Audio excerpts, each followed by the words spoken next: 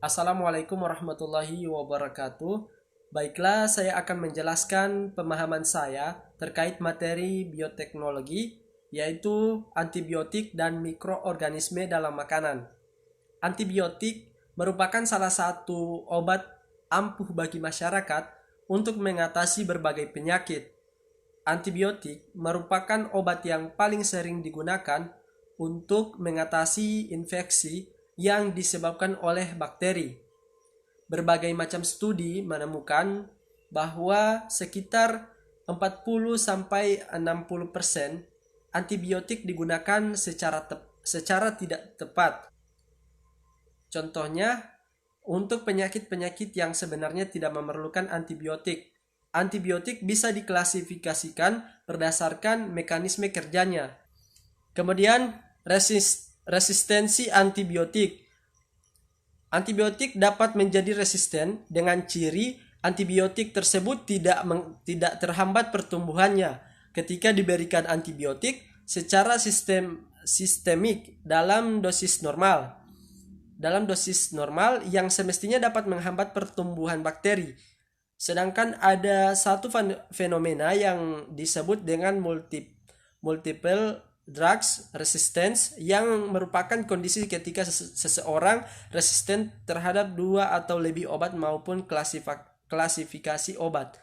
Lalu ada pula cross resistant yang merupakan resistensi suatu obat yang diikuti dengan obat lain. Baiklah, kita masuk pada mikroorganisme dalam makanan, ya. Mikroorganisme memiliki fleksibilitas metabolisme yang tinggi karena mikroorganisme ini harus mempunyai kemampuan menyesuaikan diri yang besar, sehingga apabila ada interaksi yang tinggi dengan lingkungan menyebabkan terjadinya konversi zat yang tinggi pula. Akan tetapi karena ukurannya yang kecil, maka tidak ada tempat untuk menyimpan enzim-enzim yang telah dihasilkan. Dengan demikian, enzim yang tidak diperlukan tidak akan disimpan dalam bentuk persediaan. Enzim-enzim tersebut ataupun enzim-enzim tertentu yang diperlukan untuk pengolahan bahan makanan akan diproduksi bila bahan makanan tersebut sudah ada. Kemudian, peran positif bakteri dalam bidang pangan.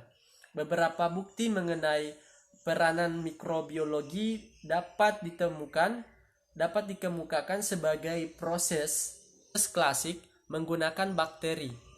Di Jepang dan di Indonesia sudah sejak zaman dahulu kacang kedelai diolah dengan menggunakan bantuan fungi, ragi dan bakteri asam laktat. Adapun peran negatif bakteri dalam bidang pangan yaitu berbagai penyakit atau infeksi yang berbeda-beda mungkin terjadi karena memakan makanan yang terkontaminasi dengan organisme patogen. Infeksi makanan terjadi karena memakan makanan yang mengandung organisme hidup yang mampu sembuh atau bersporulasi dalam usus yang menimbulkan penyakit. Sekian presentasi dari saya. Semoga apa yang saya sampaikan bisa bermanfaat. Wassalamualaikum warahmatullahi wabarakatuh.